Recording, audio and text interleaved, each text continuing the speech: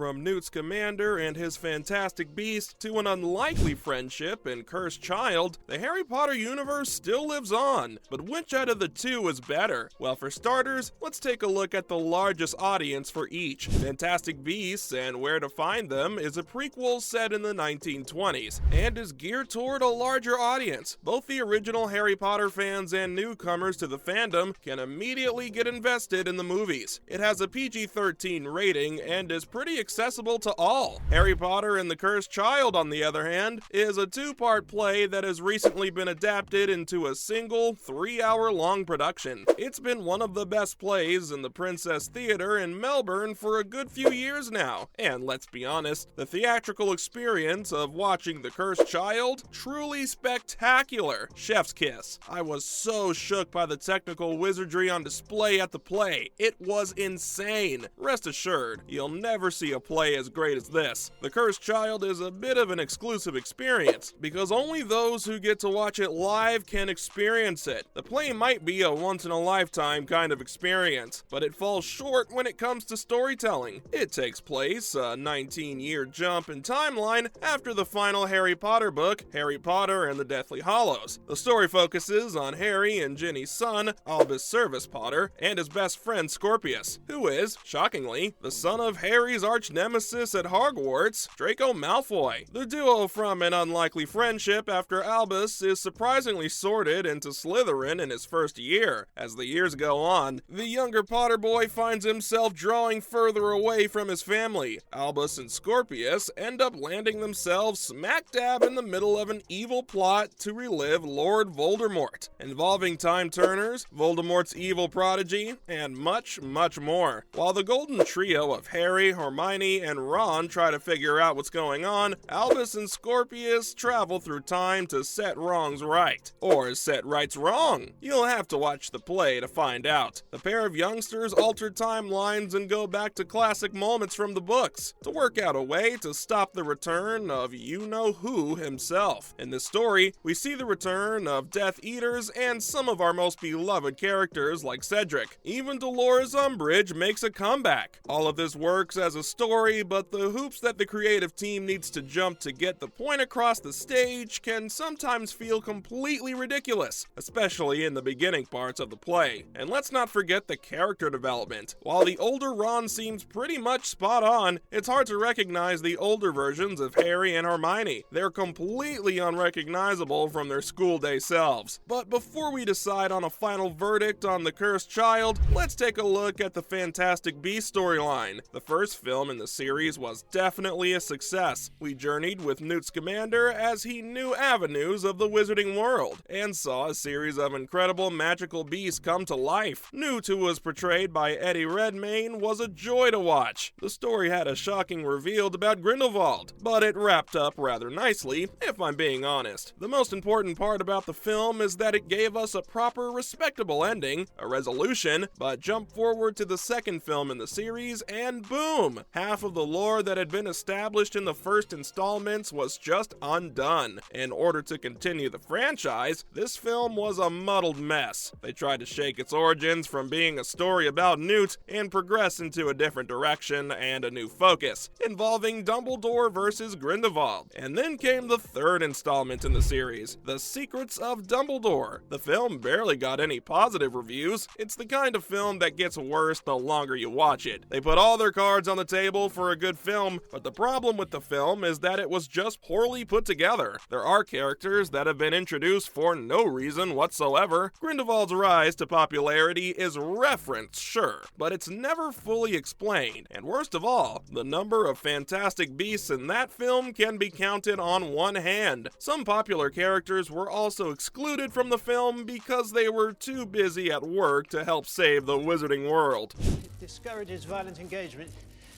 Theoretically, I've only actually ever attempted it once before. And the results? Inconclusive.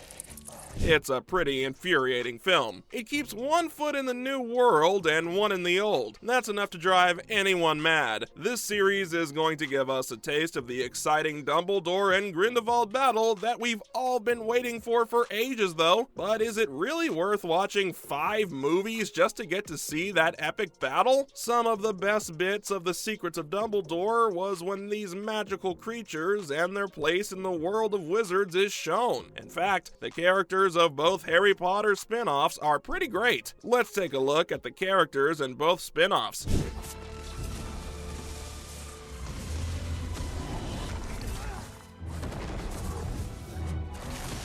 Fantastic Beasts has a strong character arc for its main character, Newt Scamander. Even its supporting characters like Queenie Goldstein and Jacob Kowalski are pretty fleshed out. The film series did, however, run into problems when transitioning from new characters in the early films to the famous characters in the later ones. The Cursed Child, on the other hand, has been criticized time and again for its whack portrayal of the original characters. Most fans felt like they weren't true to their original personalities from the books. I was pretty mind blown to see these strange versions of characters we used to know and love. The new characters are admittedly comforting, like Albus, Scorpius, and all the other new kids at Hogwarts, and as the play goes on, we recognize some familiar magical elements. Even though seeing the new versions of our favorite characters can be a little daunting, we can rely on the fact that the new characters are absolutely brilliant. Just watching the play allows you to form a bond with the new characters. And yes, Harry, Ron, and Hermione have changed in the last 19 years. But that's what happens when time passes, right? The older Golden Trio are new and fully realized characters. They don't share anything more than a passing similarity with their younger versions, well, except for Ron. He seemed a lot like the red-haired, funny, and loyal boy Harry met on the train right before his first year at Hogwarts. But anyway, some might call it a good thing that the characters don't resemble their old versions because we already read their story and don't want to go back and see them again. We want something new, something fresh, and something bold. And at that, The Cursed Child delivers. The Fantastic Beasts having more films is kind of unlikely. Though they could redeem the storytelling and direction by simply improving it, there's never going to be a sequel to The Cursed Child, and most fans consider it a poison to the official canon, so it's kind of hard to see which one of these spin-offs is the better one. Fantastic Beasts have received mixed reviews from fans. Some praise its exciting visuals and others its character development, and many haven't stopped talking about the spin-off's plot and pacing. The Cursed Child has also had mixed reviews, with many enjoying the continuation of the series, and quite a few say that it doesn't live up to the original series. Of course it doesn't. The original Harry Potter books were one of the best series of all time. Anyway, that's everything on the Fantastic Beasts and the Cursed Child.